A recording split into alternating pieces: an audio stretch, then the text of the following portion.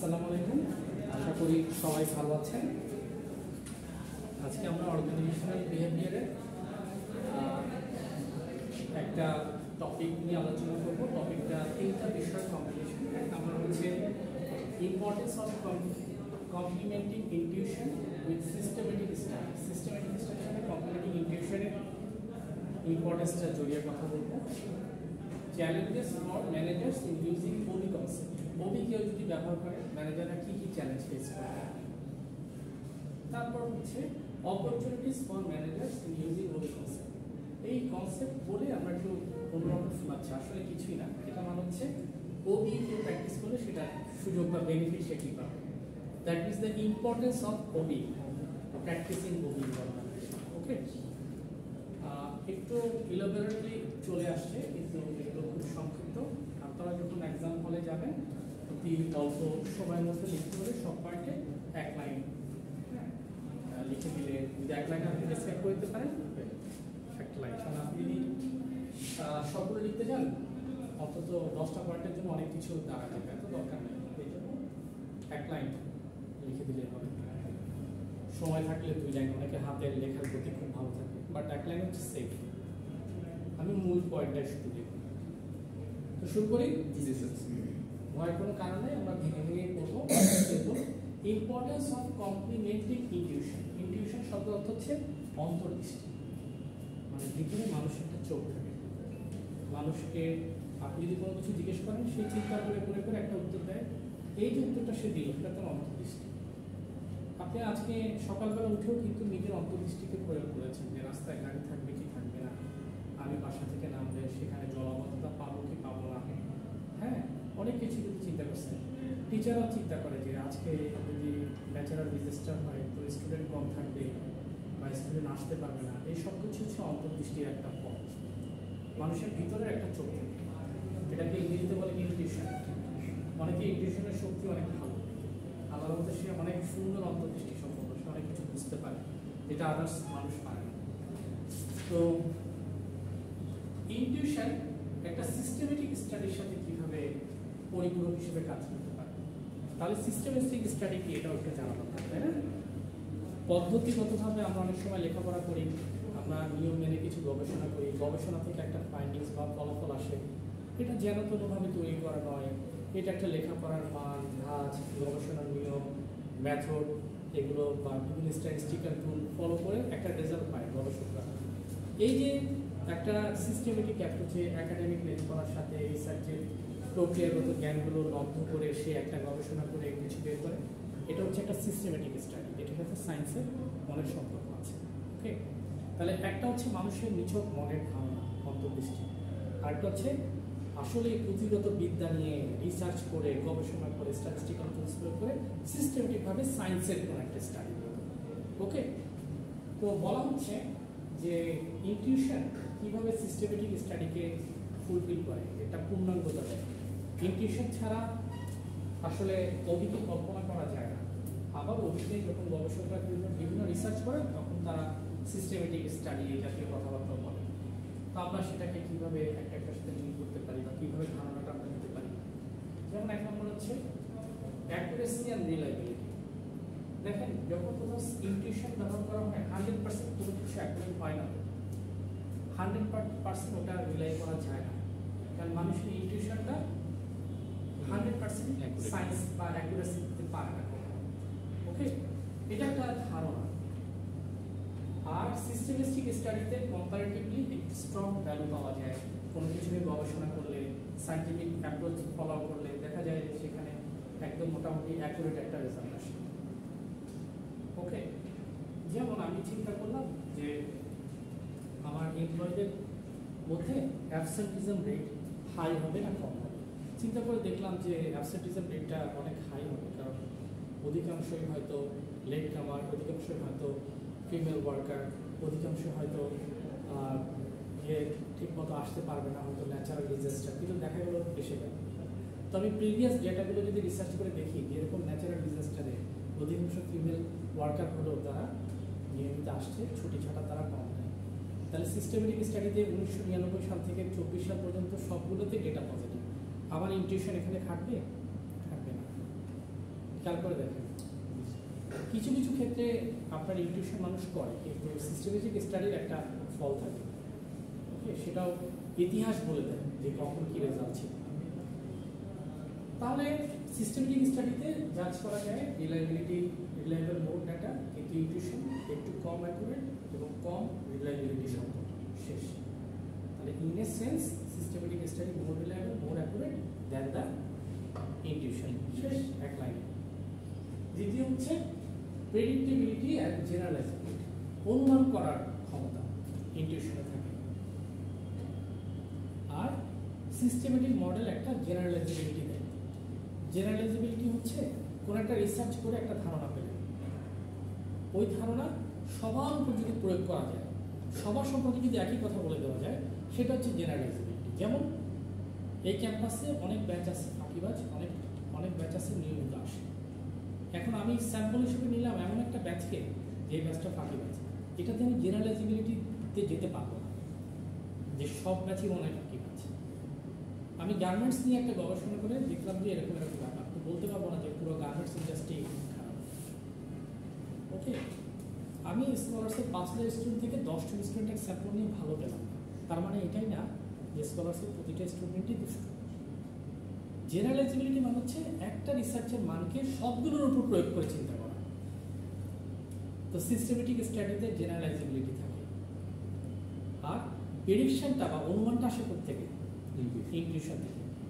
একটা মানুষ ইনটিউশনকে যেমন কাজে লাগাবে কোনো একটা ডিসিশন নেওয়ার ক্ষেত্রে, সে জেনারেলাইজেবিলিটিটাকেও দেখবে যে রিসার্চ কী বলে। শুধুমাত্র এককভাবে ইনটিউশন কাজে লাগাতে গেলে দেখা যাবে রিসার্চ বলছে অন্য কথা, একটা ক্ল্যাশ হবে ডিসিশন। এর জন্য পারফেক্ট ওবি ম্যানেজার সে ইনটিউশনকেও কাজে লাগবে, প্রেডিকশন বা অনুমানকেও কাজে লাগাবে, at the same time previous যে স্টাডি সেই ডেটাগুলো দেখবে আসলে সেটা জেনারেলাইজেবিলিটি সম্পূর্ণ ছিল কিনা, জেনারেলাইজেবল করা যায় কিনা। ওকে, তাহলে সেটা হবে complementary intuition to systematic study. Okay, systematic study হচ্ছে রিসার্চ, ওকে, গবেষণা, আর ইনটিউশন হচ্ছে এমনি গবেষকের একটা ধারণা, সেটার সাথে ওটাকে ম্যাচ করবে। 3 নম্বর হচ্ছে কনসিস্টেন্সি। সবসময় দেখবেন কনসিস্টেন্ট কোন একটা ডেটা আপনি পাচ্ছেন কিনা। যেমন আপনার একজন মানুষকে আপনি প্রমোশন দিতে চান, তাকে একটা ইভ্যালুয়েশন করতে চান, এখন তার বিগত 5 বছরের ডেটা আপনি দেখলেন, তার হাজিরা ঠিক আছে, তার ম্যানার ঠিক আছে, সে কোনো ধরনের ভায়োলেশনের সাথে জড়িত না, তাহলে কনসিস্টেন্সি আছে না তার পারফরমেন্সে। তখন আপনি তাকে ইজিলি প্রমোশন দেওয়ার জন্য সিলেক্ট করতে পারবেন না অর্গানাইজেশনে। এটা কিন্তু আপনার একটা সিস্টেমেটিক অ্যাপ্রোচের মতো, যে প্রিভিয়াস ডেটাগুলো দেখলাম, যে গবেষণার মতো চিন্তা করলাম যে এটা দেওয়া যায় প্রমোশন, আবার আমার ইন্টারেশনও বলছে এই ব্যক্তি অমুক ব্যক্তি ভালো, বুঝতে পারলেন? সুতরাং দুটা ম্যাচ হয়ে গেল। একটা মানুষকে আসলে ভাবছেন কনসিস্টেন্ট, সে আসলে কনসিস্টেন্সি সম্পূর্ণ, প্লাস প্রিভিয়াস ডেটাও সেটা বলছে। 10 বছর কেউ এক জায়গায় সার্ভ, এখন আপনি তাকে একটা ইন্টিউশন করতে পারবেন না লোকটা কেমন, আবার তার প্রিভিয়াস ডেটাও যদি দেখেন দেখবেন যে এভরিথিং ইজ ম্যাচ, তাই না? তাহলে চেষ্টা করবেন ইনটিউশনকে ওবি ম্যানেজার হিসেবে সবসময় সিস্টেমেটিক অ্যাপ্রোচ বা স্টাডি বা রিসার্চের সাথে পাশাপাশি দাঁড় করিয়ে মিলিয়ে দিতে। রিসার্চ ওকে আমার। তারপর হচ্ছে challenges for managers in using OB concept. আপনি মনে করবেন ওবি প্র্যাকটিস করতে যেয়ে কী কী চ্যালেঞ্জের মুখে পড়ে যাচ্ছে, এটা হচ্ছে মূল কথা। অনেক চ্যালেঞ্জ ফেস করতেছে। Number 1, complexity of human behaviour. এক এক মানুষ এক একভাবে ডিল করতে হয়, এক এক মানুষ এক এক মন মানসিকতা, সবাই সমান বিহেভ করে না, সবাই সমান ম্যানার জানে না, সবাই সবার মধ্যে হিউম্যানিটি বা নম্রতা, হিউম্যানিটি মানবতা, হিউম্যানিটি এবং হিউম্যানিটি, হিউম্যানিটি মানবতা, হিউম্যানিটি হচ্ছে নম্রতা, সমান। কেউ সমান ভদ্র ফ্যামিলি, কেউ সমান অ্যাপ্রোচ বোধ তার মধ্যে নেয়, সবাই সমস্ত কাঠামোতে একই রকম শিক্ষিত নয়। তো একটা অর্গানাইজেশনে যখন এই মানুষগুলো চাকরি করতে আসে, সে তো আর চাঁদের দেশ থেকে আসে, সে বাংলাদেশের বা কোনো একটা ফ্যামিলির ঘর থেকে আসে। সুতরাং সে তার কমপ্লেক্সিটি থাকলে সেটা নিয়েই অর্গানাইজেশনে সে এন্টার করছে, এবং আপনি অ্যাজ এ ওবি ম্যানেজার আপনার কাছে এটা কমপ্লেক্স হয়ে গেছে, কারণ সবাই হিউম্যানিটি এবং হিউম্যানিটি সম্পূর্ণ নয়। তো আপনার কাছে কোনো একটা ডিসিশন নিতে গেলে কমপ্লেক্স, তাকে কন্ট্রোল করতে গেলে কমপ্লেক্স, আপনি একটা রিয়াকশন পাচ্ছেন আবার তার কাছ থেকে। অর্গানাইজেশনে অনেক ধরনের পলিটিক্স থাকে, এর নামে কথা লাগায়, এর নামে কথা লাগায়, আপনি এটা চেক অ্যান্ড ব্যালেন্স করতে পারতেছেন না। কাউকে ডেকে অ্যাবসেন্টিজম যাতে না হয় ট্রেনিং দিলেন, বুঝালেন, তবুও সে অ্যাবসেন্ট। অর্গানাইজেশন অনেক ফ্যাক্টর থাকে, যে ফ্যাক্টরে সে আপনাকে বস হিসেবে মানছে না। একটা ম্যানেজার নানান ধরনের কমপ্লেক্সিটি ফেস করতে হয়। সেটাই হচ্ছে complexity of human behaviour. Difficult to control people, কঠিন মানুষকে কন্ট্রোল করা। পৃথিবীতে সবচেয়ে সোজা কাজ হচ্ছে মানুষকে বোঝানো, আর পৃথিবীতে সবচেয়ে কঠিন কাজ হচ্ছে মানুষকে বোঝানো। আপনি কিছু মানুষকে দেখবেন যে সে এক তরিতে বুঝে যাবে, তাকে কিছু বলার আগে সে বুঝে যাবে, সে এটা করবে, কিন্তু কাকে অনেক রিকোয়েস্ট করবে, সে বুঝতে চাচ্ছে না, বুঝেও সে না বোঝার ভান করতেছে, রাজার মতো। হ্যাঁ, সে তার মতো অ্যাটিটিউড করছে, সে তার স্বার্থে একটু ছাড়বে না, কারোর জন্য রিকোয়েস্ট করবে না, সেটা বুঝলে তার স্বার্থে আঘাত লাগতে পারে, অন্যদিক অফ হয়ে যেতে পারে, নানান চিন্তা থেকে না সে এটা বুঝেও আর বুঝতে চাচ্ছে। বা কিছু কিছু মানুষ থাকে, বাংলা ভাষায় বলে গোয়ার, ইংরেজিতে বলে অ্যারোগেন্ট, বলে না মানুষটা মাথা মোটা, হ্যাঁ, ঘাটটা গোয়ার, তাই না? ঘাট টানা মানুষটা কি, যেটা একবার বলে না সেটা হ্যাঁ হয় না, গোয়ার প্রতীক অ্যারোগেন্ট। অ্যারোগেন্সি খুব খারাপ জিনিস, ওকে? একমুখা হবেন না। আপনি দেখেন এটা আপনার স্বার্থে, মানুষের স্বার্থে কোন দিকটায় ক্ষতি হচ্ছে, আপনি লুজার হলে কী কারণে হচ্ছে না, আপনাকে পাল্টা বলেন এই কারণে আমি লুজার হচ্ছি, তাই না? কিন্তু কেউ যদি অ্যারোগেন্সি নিয়ে বসে থাকে, দুই স্বার্থের মধ্যে না দেখে ব্যক্তি স্বার্থ নিয়ে চিন্তা করে, আলটিমেটলি সে গুড ডিসিশন মেকার না। আপনাকে প্রথম হবে এমন কিছু যেটা কারোর জন্য ক্ষতিকর না, আবার নিজেও একটা সেম টাইম যেন আপনি ক্ষতিগ্রস্ততায় পতিত না, এমন কিছু, রাইট? সো কমপ্লেক্সিটি এলিমিনেট করার চেষ্টা করবেন। কোনো অর্গানাইজেশনে 100% কমপ্লেক্সিটি কখনো এলিমিনেশন হবে না, থাকবে। মানুষ একটা কমপ্লেক্স প্রাণী, ওকে? হিউম্যান নেচারটাই হচ্ছে অধিকাংশ ক্ষেত্রে কমপ্লেক্স, সে বুঝেও বুঝবে না, ওকে? একটা গান শুনছিলাম না, যে কি জানি, বোঝে না সে বোঝে না, একটা গান আছে না ইন্ডিয়ার ইয়েতে, কি জানি, টালিউড, বোঝে না সে বোঝে না। হ্যাঁ, সুন্দর গানটা, লাইনটা সুন্দর, মানে হৃদয়গ্রাহী একটা লাইন। আসলে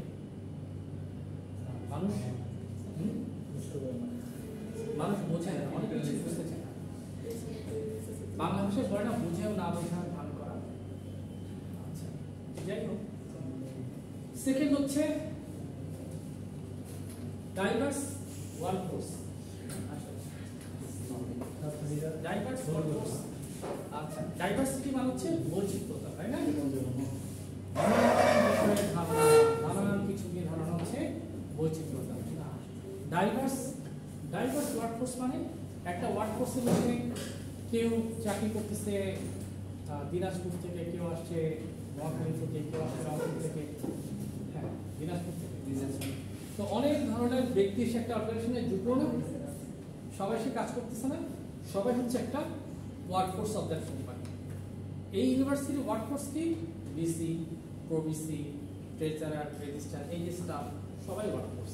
টিচারও ওয়ার্কফোর্স, অ্যাডমিন ম্যানেজারও ওয়ার্কফোর্স, সবাই ওয়ার্কফোর্স। কেউ কারো ইয়ে অনুসারে কাজ করে যাচ্ছে, দায়িত্ব অনুসারে। তো অর্গানাইজেশনের মধ্যে ওয়ার্কফোর্স থাকে, ডাইভার্সিটি থাকে, বৈচিত্র্যতা।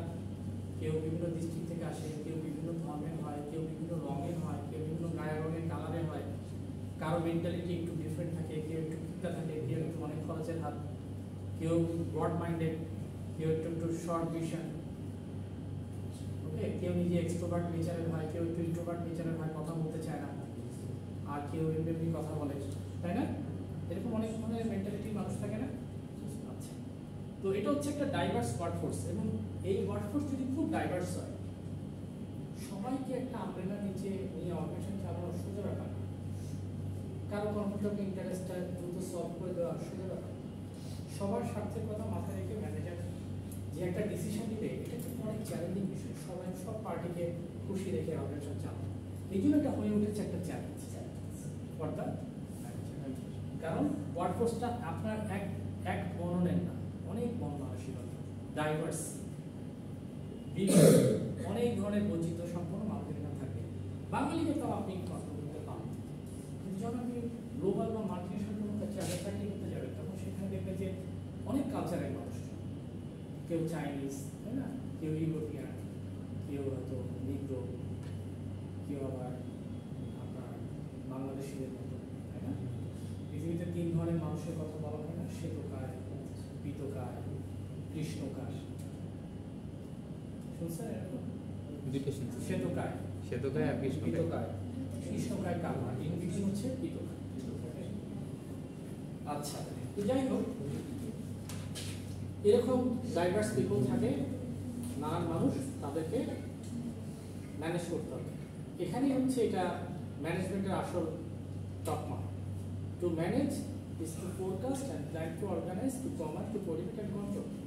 একটা মানুষকে কিভাবে আপনি কৌশলে আপনার দিকে চালিত করবেন, অর্গানাইজেশনের স্বার্থে চালিত করবেন, এটাই হচ্ছে পারফেক্ট ম্যানেজমেন্ট। বুঝতে পারলেন? আচ্ছা, তারপর দেখেন 3 নম্বর, চেঞ্জ রেসিস্টেন্স। সবাই পরিবর্তন হতে চায় না, মানুষকে পরিবর্তন করা খুব একটা সঠিক কাজ হতে হয়। মানুষ অর্গানাইজেশনে সবসময় পরিবর্তনের নেচার সম্পন্ন হবে এমন না, রেসিস্টেন্স করে সবসময় অর্গানাইজেশনে কিছু মানুষ, চেঞ্জকে তারা অ্যাডপ্ট করতে চায় না। ওকে, যেমন এমন একটা জায়গায় আপনি কিছু একটা করতে যাচ্ছেন যেখানে টেকনোলজি অ্যাডাপশন এখন করলে অনেক মানুষ এই অটোমেশনের ফলে বেকার হয়, তো মানুষ সহজে এটাকে অ্যাডাপ্ট করতে দিতে চাচ্ছে না, কারণ এটা করলেই সে বেকার হবে। যখন টাইপরাইটার ছিল, কিছু কিছু জায়গায় কম্পিউটার আসলো, কম্পিউটার কেনার সামর্থ্য অফিসের থাকলেও কিছুটা ডিলে হলো, কারণ মানুষকে একটা মেন্টাল কাউন্সিলিং করে তারপর কম্পিউটারের ট্রেনিং দিয়ে তাকে রাতারাতি তো শিফট করানো যাবে না, টেকনিক্যাল এক্সপার্টাইজ করে টাইপরাইটার থেকে কম্পিউটার অপারেটারে রূপান্তরিত করা। তাহলে মানুষ একটা রেসিস্টেন্সের জন্য, চেঞ্জের জন্য সে রেডি না, কারণ সে তার জবটা হারাচ্ছে। ওকে, এবং আমরা এখন যে সমস্ত জব দেখি 20 বছর পরে এখানে থাকবে না। আমরা আগে এটিএম বুথ বুঝতাম না, এখন রাস্তাঘাটে সব জায়গায় এটিএম বুথ চলে আসছে। অন্তত একটা ব্যাংক কর্মীর কর্মসংস্থান বন্ধ হয়ে গেছে, 20 জন মানুষকে একটা বুথ টাকা দিয়ে দিচ্ছে, তাই না। একটা ব্যক্তি সেখানে কাজ করতে পারত। অনেক কন্ট্রাক্টর চেঞ্জ পছন্দ করে না, কেন? কারণ সে একটা আউটসোর্সিং ফার্মে চাকরি করতো, এখন চেঞ্জের খপ্পরে পড়ে সে টালমাটাল। কিন্তু কি হবে, দুনিয়া আলটিমেটলি এআই বা আর্টিফিশিয়াল ইন্টেলিজেন্সকে ঠিকই অ্যাডপ্ট করে নেবে। কন্টেন্ট রাইট অনেক সময় ব্যক্তি দিয়ে করানো হবে না। তো সেদিন একটা নিউজ দেখতেছিলাম যে আর্টিফিশিয়াল ইন্টেলিজেন্স নাকি এমনও বুদ্ধিমান হয়ে যেতে পারে, ওটা ব্যবহার করে যদি ফাস্টেস্ট কোনো চিপ ব্যবহার করে যদি কোনো একটা রোবট বানানো হয়, সে আর একটা রোবটকে নিয়ে মানুষের এগেস্টে হামলা করতে পারে। এরকম বলা হচ্ছে যে সব কিছু সে সাথে সাথে ক্যাচ করবে, যে কি হচ্ছে না হচ্ছে। সে তার রোবোটিক ইন্টেলিজেন্স, বাইনারি নাম্বারের খেলা তার সব, 0 1 1 0, তাই না। তো সে মানে এরকম বলা হচ্ছিল যে সে হিউম্যানের জন্য কোনো হুমকি হয় কিনা ফিউচারে, যে 100 রোবট বানানো, 100 রোবট যদি আন্দোলন করে বা কোনো একটা ইয়েতে যদি তার ঘুরে যায়, তখন সে নিজে নিজে সফটওয়্যার জেনারেট করবে, নিজে নিজে ল্যাঙ্গুয়েজ লিখবে, কোডিং লিখবে, নিয়ে সে নিজে নিজে মানুষের এগেস্টে চলে যাবে, এরকম বলা হচ্ছে। এটা কখনোই হবে না। ওকে, কিন্তু এটা মানুষ চিন্তা করে না। এটা যদি হতো তাহলে এটা ধর্মীয় ইয়ে থেকে আর অনেক হাদিসে বা কোরআনের আয়াতে থাকতো। মানুষের জন্য এটা কখনোই থ্রেট হিসেবে আসবে না। আর হিউম্যান ব্রেন অনেক পাওয়ারফুল, আর্টিফিশিয়াল ইন্টেলিজেন্স করছে কি তো দ্রুত ক্যালকুলেট করে দিচ্ছে, কিন্তু ক্যালকুলেটার, সুপার কম্পিউটার এগুলো হচ্ছে কিন্তু হিউম্যান ব্রেন পাওয়ারফুল। কিন্তু স্যার এই আর্টিফিশিয়াল ইন্টেলিজেন্সের উপরে আমরা যদি অতিমাত্রায় নির্ভরশীল হয়ে আমাদের যে ক্ষমতাটা আছে এটা একটা সময় লোপ পাবে, তখন তো ক্ষতির কারণ হইলেও হইতে পারে। হ্যাঁ, আমাদের তো কার্যত লেখাপড়া একটা এমন জেনারেশন তৈরি হচ্ছে যে জেনারেশনটা আর্টিফিশিয়াল ইন্টেলিজেন্স নির্ভর হিসেবে আসে। যেমন অনেক বাচ্চাই হাতে যোগ করতে পারে না, আমাদেরকে আগে শেখাতে একটা শূন্য রাখবা, 11 হলে 11 1 হাতে একটা উপরে যাবে, এভাবে কিন্তু অনেকেই পারবে না যারা ক্যালকুলেটর নির্ভর। যেমন আর্টিফিশিয়াল ইন্টেলিজেন্স হয়ে যাওয়ার কারণে একটা মানুষ ইংরেজি লিখতে গেলে ভুল করবে, বাংলা লিখতে গেলে ভুল করবে, কারণ সে বানানের প্র্যাকটিসটা অগ্রহ করে না।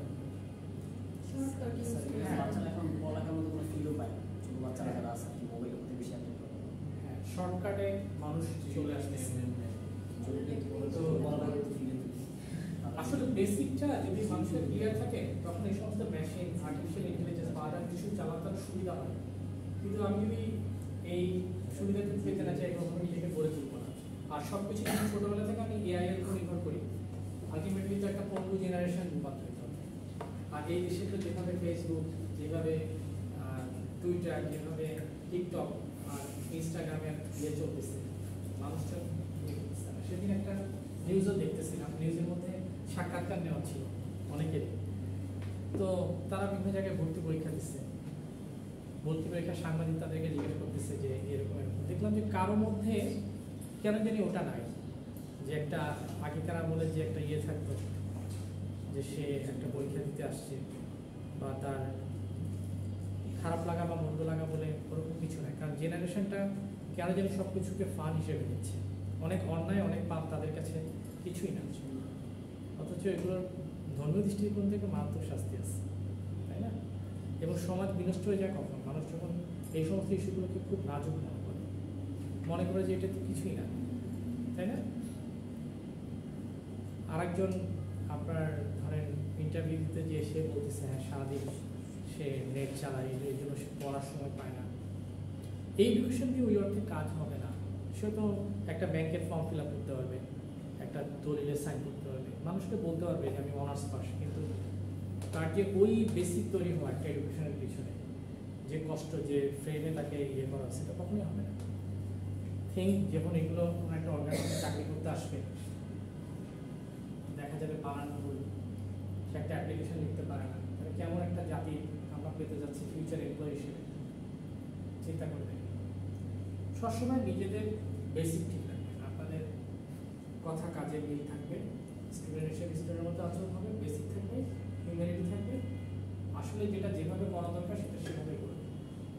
সময় যাবে, অনেক ধৈর্য রাখবে, ধৈর্যের সাথে কাজ করতে হবে, 19-20 করা যাবে না। ওকে, শর্টকাট বলে সাকসেস না, সাকসেস মানে কিন্তু শর্টকাট না। হ্যাঁ, আপনি কিছু বুদ্ধিমত্তা প্রয়োগ করতে পারেন, কিন্তু সাকসেস আপনার কাছে শর্টকাট হইতে কখনো আসবে না, ওটা আশা করি। আপনি টেকনিক্যাল কিন্তু টু মাচ শর্টকাট হয়ে আপনি আপনার বেসিকটাই নষ্ট করবেন। তারপর হচ্ছে ইন্টিগ্রেশন উইথ এক্সিস্টিং প্র্যাকটিস, যে প্র্যাকটিস চলছে ওই প্র্যাকটিসের সাথে ইন্টিগ্রেট করাও কিন্তু অনেক সময় ম্যানেজারদের জন্য একটা চ্যালেঞ্জ, কারণ সে নিজেও একটা এমপ্লয়ি, সে আসছে অন্য একটা কালচার থেকে, রেডিলি সে দেশীয় কালচারে বা ওই কালচারে অ্যাডাপ্ট করা তার জন্য কঠিন হতে পারে। আমি শুধু ম্যানেজার হিসেবে চিন্তা করবো না যে হ্যাঁ মানুষ কীভাবে চেঞ্জটা অ্যাডাপ্ট করবে, আমি একটা এমপ্লয়ি হিসেবে আমি কীভাবে অর্গানাইজেশনে পারফর্মার হিসেবে আমার চেঞ্জটাকে অ্যাডাপ্ট নিজে করছি, এটাও একটা বড় জিনিস। ওকে, অনেক সময় দেখবে যে অনেক প্রতিষ্ঠানে ম্যানেজার চেঞ্জ হয়ে গেলে এমপ্লয়িরা কাঁদে, আবার ম্যানেজার যখন নতুন একটা আসে দেখা যায় অনেক কঠোর, তখন এমপ্লয়িরা অনেক সময় চাকরি ছেড়ে দিয়ে চলে যায়। মানে অনেক সময় প্রতিষ্ঠানে ভালো লাগা খারাপ লাগার উপর চাকরি ছাড়ে না, মানুষ চাকরি ছেড়ে দেয় বসের না, তার বস না। এরকম লিঙ্কডিনে অনেক ঘটনা আসছে। লিঙ্কডিনে আপনার লিঙ্কডিন অ্যাকাউন্ট আছে আপনাদের না? এখন বস লিডার খুঁজে, হ্যাঁ লিডার খুঁজে, সবাই নিজেকে লিডার মনে করে। লিঙ্কডিনে বেশ কিছু প্রোফাইল আছে, আপনারা দেখবেন যে প্রোফাইলটা অনেক মানে ধামাকা প্রোফাইল, এটা লিখে রাখছে ওটা লিখে রাখছে, নিজের একটা ছবি ডিএসএলআর ক্যামেরা দিয়ে এমনভাবে তুলে রাখছে সে অনেক কর্পোরেট বড় বস টাসকে হবে, আসলে কিছু না। 1 বছর 2 বছরের এক্সপিরিয়েন্স আছে কিন্তু নিজেকে প্রকাশ করছে, প্রচার করছে এইচআর গুরু হিসেবে, এটা তো ঠিক না। জানি কম কিন্তু ভাব অনেক বেশি।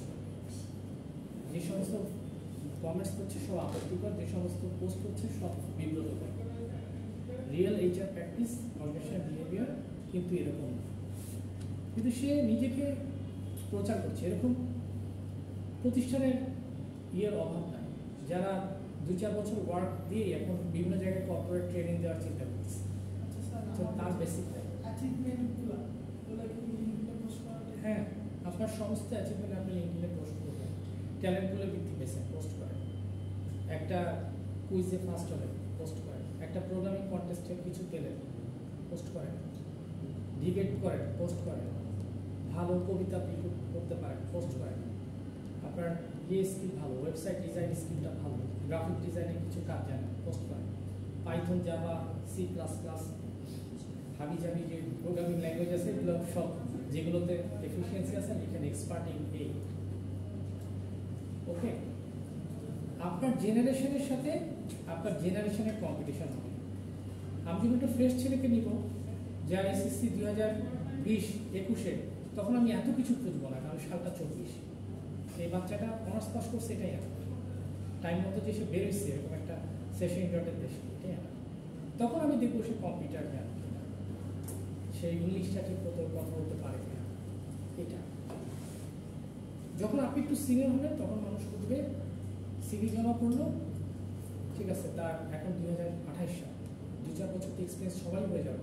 তোমার কয় বছর, তোমার কয় বছর, তোমার কয় বছর, তখন আমি কিছুটা এক্সপিরিয়েন্স হিসেবে কাট করে করে এমপ্লয়কে সুবিধাজনক পজিশন। যখন আপনি একটু মিড ক্যারিয়ারে চলে আসবেন, বয়স 40 আমার মতো, তখন আপনার আদার্স ইস্যুগুলো দেখবেন। এখন আমি মকসুদ এক্সপিরিয়েন্স নাই, আমি অ্যাসেট কোর্সে উঠতে পারবো না, কারণ আমি যে ডেফিনেশন চাচ্ছি ওই ডেফিনেশন আমার 10 বছর আছে, আমার আর্টিকেল আছে, তাই না, আমার কোনো রিসার্চ আছে কিনা এগুলো দেখবে। আমি যদি বলি আমি ফ্রেশ মাত্র বিবিএ পাস করে বেরোলাম, আমাকে অ্যাসোসিয়েট কোর্সে পদ অফার করে, সে দিবে না। সুতরাং আপনার বয়স অনুসারে আপনার ডিগ্রি এবং আপনার বয়স অনুসারে আপনার এক্সপিরিয়েন্স গ্রো করতে হবে, আদারওয়াইজ আপনি মার্কেটে আর একজন আপনার পজিশন। আপনি আজকে স্টুডেন্ট, 10 বছর পর আপনি একটা মাল্টিনেশনাল কোম্পানির হেড অফ আইটি ডিভিশন, তারপর এক্সপিরিয়েন্স আছে দেখে আপনাকে তারা সেখানে বসাবে। কিন্তু ইনিশিয়ালি যার কিছুই নেই, একটা ডিগ্রি আছে, আমি দেখবো সে কম্পিউটারটা জানে কিনা, আমি দেখবো যে তার কিছু এক্সট্রা কারিকুলার আছে কিনা, আমি দেখবো সে ভালো ইংরেজি বলতে পারে কিনা, শেষ। কিন্তু 2 বছর পর আমি দেখবো সে একটা আইটি ফার্মে 2 বছর কাজের অভিজ্ঞতা আছে কিনা, তারপর আপনাকে সিনিয়র এক্সিকিউটিভ বানাবো। ওকে, সুতরাং এটাকে বলে ক্যারিয়ার ডেভেলপমেন্ট পাথ। মানুষের যেমন হিউম্যান লাইফ সাইকেল আছে, সে জন্ম হয়, তারপর সে ভূমিষ্ঠ হওয়ার পর টোডলার এই 2 বছর পর্যন্ত বয়স যাদেরকে বলে টোডলার, ইনফ্যাক্ট 1 থেকে 5, বয় বলে না, ভালো 1 থেকে 10 এই সময়। আবার যখন কিশোর কিশোরী টিন 13 to 19, তাই না, ইউথ এজ 18, তাই না। তারপর আস্তে আস্তে আস্তে মানুষ একটু ইয়াং হয়, 30 বছর হয়, তারপর 40 মিড ক্যারিয়ার, মিড লাইফ, তারপর 50 একদম মৃত্যুর দুয়ারে ঢুকবে, 60 হবে শেষ, 59 চাকরি শেষ, সব আছে, ক্যারিয়ার পান শেষ। এটা একটা লাইফ সাইকেল আছে। 60 বছর হলে রাসূল সাল্লাল্লাহু একটা হাদিস আছে, উনি বলছে আমার উম্মতের আয়ু হবে খুব কম, এই 60-এর সংখ্যাটা, এবং এটাও বলছে খুব অল্প সংখ্যক মানুষই সেটা অতিক্রম করতে পারবে, তার মানে তার আগেই মানুষ শেষ, অনেক মানুষ মারা যাবে তার আগেই মারা যাবে। সো বয়সটা খুব আপনাদের অলরেডি চলে গেছে 3 ভাগের 1 অংশ, নিজেকে নিয়ে হ্যাপি হওয়ার কোন সুযোগ নাই, 3 ভাগের 1 অংশ 20 হওয়ার কারণে বাকি 40 বছর যদি বাঁচেন, রাজনৈতিক অস্থিতিশীলতার দেশে, ফর্মাল মিশন ও মাছ বস্তির দেশে, এত অ্যাক্সিডেন্টের দেশে যদি বাকি 20 বছর সুন্দরভাবে বাঁচতে পারেন অ্যাক্সিডেন্ট ছাড়া, হঠাৎ মৃত্যু, হঠাৎ ডায়াবেটিস আক্রান্ত, হঠাৎ স্ট্রোক, অল্প বয়সী ছেলে স্ট্রোক করে মারা যাচ্ছে, যদি বাঁচতে পারেন তারপর ক্যারিয়ার, অনেক কিছু বিষয় আছে এখানে। তো আপনি চেষ্টা করবেন, যাই হোক মানুষ যারা আছে তাদের সাথে আপনি ইন্টিগ্রেট করার চেষ্টা করেন, রেডিলি নিজের মত কারোর উপর চাপাই দিতে চাইবেন না। অনেকে আছে নিজের মতটা কারোর উপরে চাপিয়ে দিতে চায়, এটা ভালো প্র্যাকটিস। আপনি তার মত শুনবেন না, আপনি নিজের মতটাই তার উপর চাপাই দিবেন, এটা তো হতে পারে না। আপনি আপনার বাসা হোক, বাসার বাইরে হোক, বন্ধু হোক, বান্ধবী হোক, সবাইকে তাদের মত প্রকাশের স্বাধীনতা দেবেন। সে কি বলবে তারপর আপনি বলবেন, তারপর আপনি ডিসিশন নেবেন। আমাদের হচ্ছে একটা জুলুম করার নেচার সবসময়, আমরা আমাদের স্বার্থ ছাড়া এক পাও দিতে চাই না। আমাদের মত হচ্ছে আমরা যেটা বলি তাই, মানুষের মতের প্রতি আমরা শ্রদ্ধাশীল নই, এটা আমাদের বড় সমস্যা। মানুষ কি বলে আগে শুনে, তারপর আপনি নিজেকে ইন্টিগ্রেট করার চেষ্টা করেন। আপনি বস তার মানে এই না যে এমপ্লয়ি এখানে কয়েক টাকা বেতনে চাকরি করে দেখে আপনার হুকুম তামিল করার গোলাম হয়ে যাবে সে, তার একটা আইডিওলজি আছে, তার একটা ফিলোসফি আছে। সেও সমাজে কোনো না কোনো ঘরে বেড়ে ওঠে একটা মানুষ, তারও একটা অনার্স মাস্টার ডিগ্রি আছে। প্রতিষ্ঠান হিসেবে আপনার প্রতিষ্ঠানই একক প্রতিষ্ঠান না যেখানে চাকরি করে খাবে। সুতরাং আপনার মতামতটা, আপনার আইডিওলজিটা তার সাথে শ্রদ্ধাশীল হতে হবে। ওকে, অনেক বস থাকে শুধু শুধু বকাঝকা করে, আননেসেসারি। এটা নিজের হার্টের উপরও চাপ পড়ে, নিজের জন্য ক্ষতি করে।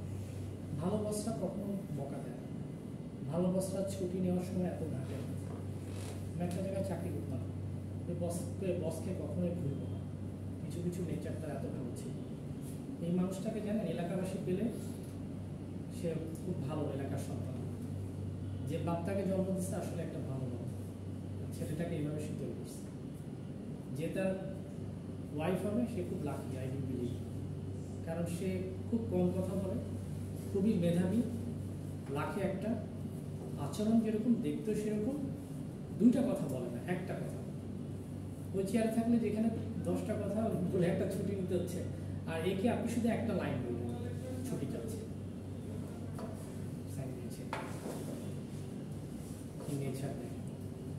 সে এটা বিলিভ করে নিচ্ছে যে তার ছুটির প্রয়োজন, তাকে একদম ছুটি।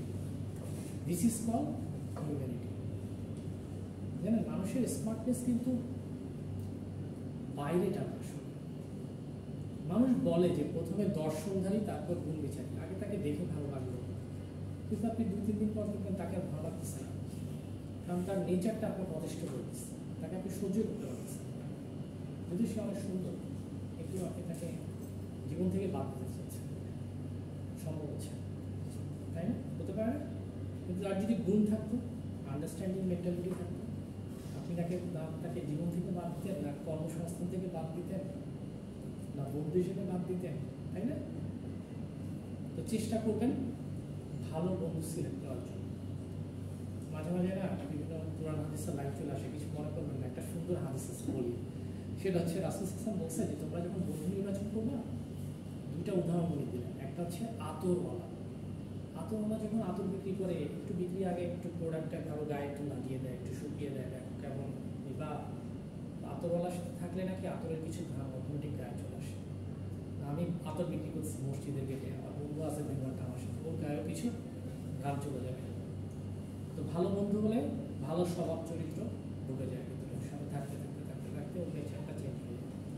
আরেকটা হচ্ছে কামার, হাঁপড়ওয়ালা, যে সারাদিন ওই যে দাবটি কুড়াল পাড়াই ধরে হাঁপড়টা টানে, ধুম ধুম করে হাঁপড়ের কালো ইয়েগুলো উঠে দিয়ে আশপাশের সব মানুষকে কালার করে ফেলে। দুষ্টু বন্ধু হচ্ছে ওরকম। ছোট ভাই খুব ব্রিলিয়ান্ট, মেধাবী, কত কষ্ট করে পারলেন, পাঠালেন ঢাকায় একটা মেসে অ্যাডমিশন টেস্টের পরীক্ষা দিতে। 3 মাস থাকলো, এখন সে ড্রিঙ্কও করে, সিগারেটও খায়, সে এখন আর পড়ালেখা করতে চায় না। কেন? ওই যেগুলোর সাথে সে ছিল, কামার হাতুরওয়ালা, তার অ্যাটিটিউডটা ওইদিকে ডাইভার্ট করে দিচ্ছে। ব্যাপারটা বুঝছে? সো আপনাকে বন্ধু সিলেক্ট করতে হবে যে আসলে শিক্ষিত, যার মধ্যে আসলে মানবিক গুণগুলো সবচেয়ে বেশি। ঠিক আছে? আর অর্গানাইজেশনে কেউ ছুটি চাইলে বেশি খাটবেন না, মানুষের প্রতি সহমর্মী হওয়ার চেষ্টা করবেন, দ্রুত একটা সলিউশন দেওয়ার চেষ্টা করতে হবে। ওকে, মানুষ ছুটি তখনই চায় যখন তার সেটা প্রয়োজন হয়। ওকে, আপনারা কিন্তু ভালো বস হতে পারবেন, কারণ জেনারেশন যত যাচ্ছে, এই জেনারেশনটা অনেক সুন্দর একটা জেনারেশন বেরোচ্ছে। যদিও টিকটক, যদিও ফেসবুক, যদিও অনেক কিছু চলছে, তবুও এখন মানুষের মেন্টালিটি অনেক আপগ্রেডেশনের দিকে যাচ্ছে। ট্রেডিশনাল মেন্টালিটি মানুষের কমে যাচ্ছে। স্যার আগের জেনারেশনের যারা সব বস আছে এখন, ওদের কাছে তো কাজ করতে ওইরকম ফিটা পাওয়া যায় না, কারণ ওদের মেন্টালিটি অন্যরকম। বসকে বুঝতে হবে অনেক কিছু, বুঝছেন? জেনারেশন একটা বড় ফ্যাক্টর। আমি যেই জেনারেশনে বিলং করি, আমি তো রাতারাতি আমার ছেলেকে ওই জেনারেশনে আসতে পারবো না। আবার এমন জেনারেশন তাকে যেতে দিব না যেখানে সে ক্ষতিগ্রস্ত হবে, রাইট? সুতরাং আমাকে একটা অ্যাডজাস্টমেন্ট করতে হবে, ইন্টিগ্রেশন। অপরচুনিটিস কি? একটা ম্যানেজার যদি এই সমস্ত জিনিস পালন করে বা সে যদি উনি ম্যানেজার হয়, সে কি অপরচুনিটি পাবে? Improve leadership and management. সে অনেক ভালো ম্যানেজার হতে পারে, তার লিডারশিপ অনেক সুন্দর হবে, সে একটা পারফেক্ট লিডার। লিডাররা অটোমেটিক একটা ফলো হওয়ার কারণ। সবাই লিডারদেরকে কেন ফলো করে? লিডারশিপ ট্রেড বা কোয়ালিটি থাকার কারণ, তাই না? আপনি দেখবেন যে পৃথিবীতে এরকম অনেক বড় বড় লিডার আছে যারা আসলে একটা অর্গানিক ইয়ে পাচ্ছে, মানুষের ব্যাকডেট, আর্টিফিশিয়াল না। অনেক সময় মানুষ একটা সভা সেমিনার করে ট্রাকে লোক ভাড়া করে নিয়ে যাওয়া হয়, এরকম মানুষ স্বতঃস্ফূর্তভাবেই গেছে তার বক্তৃতা শোনার জন্য, তাই না?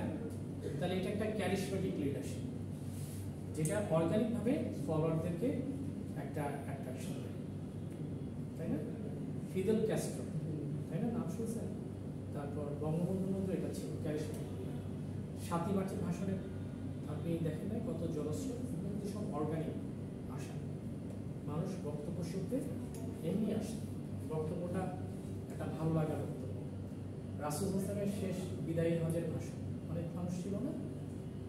এটা হচ্ছে ক্যারিশমেটিক লিডারশিপ, অর্গানিকভাবে মানুষ আসে, কাউকে ওভাবে ইমপ্রেস করে আনতে হয় না, মানুষ তাকে ভালোবাসে, এটা একটা অনেক বড় জিনিস। তো আপনি যখনই ইমপ্রুভ করবেন ওবিটা, প্র্যাকটিসটা নিজের মধ্যে এগুলো ইমপ্রুভ করবেন, চ্যালেঞ্জেসগুলো মিটিগেট করবেন, ইম্পর্টেন্সটা বুঝবেন, আপনার মধ্যে একটা অপরচুনিটি তৈরি হবে এবং লিডারও হবে, ইমপ্রুভ একটা লিডার, এবং তার মেন্টালিটি ডেভেলপ করবে, তার ম্যানেজমেন্ট স্টাইলটা ভালো হবে।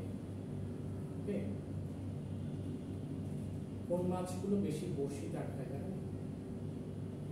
যে মাছগুলো বেশি আদার খেতে চায়। খালি কলসি, empty vessels, sound much. খালি কলসি, কাজে বেশি। যে মানুষ বেশি কথা বলে সে মাছের মধ্যে ধরা পড়ে বেশি। কিছু কিছু মানুষ আছে বলে তোমারই শুধু কথাটা কইলাম, কাউকে কইও না কিছু।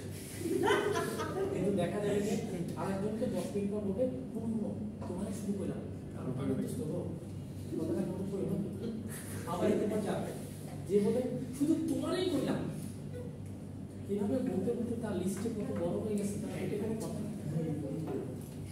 এই জন্য কথাবার্তা বলতে হবে অনেক পরিমাণে, সব কথা সবাইকে বলতে গেলে বিপদ। ওকে, আর একটা সুন্দর উদাহরণ আসছে মাথায়, ক্যামেরার সামনে আসতে বলতে সাহস পাচ্ছি না।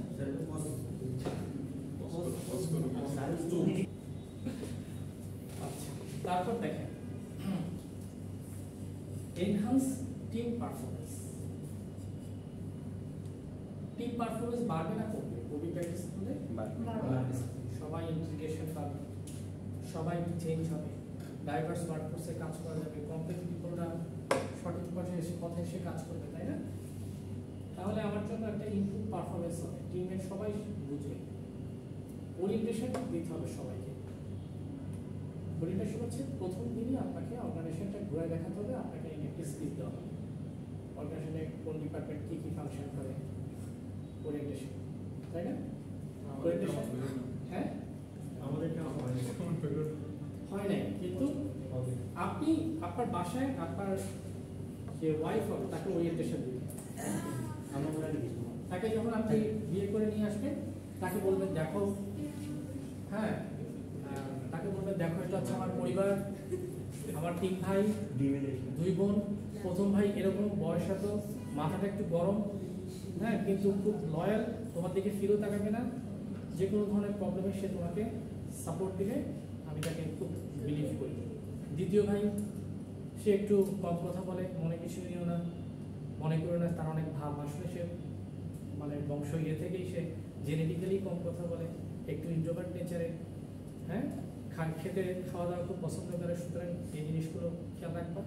বড় ভাই সে খুব দয়ালু একটা মানুষ, আমাদের জন্য জান দিয়ে দিচ্ছে দেখে আজকে আমরা এখানে এই প্রবলেমের শিকার, তেমন একটা ইয়ে নাই, ফিনান্সিয়ালি তাকে একটু হেল্প করতে হতে পারে, কিছু মনে করি না, আমারই তো ভাই কোথায় যাবে, আর তার কারণে আমরা এখানে আসছি, বয়স হয়ে গেছে, কিছুদিন হয়তো বাঁচবে, চলে যাবে।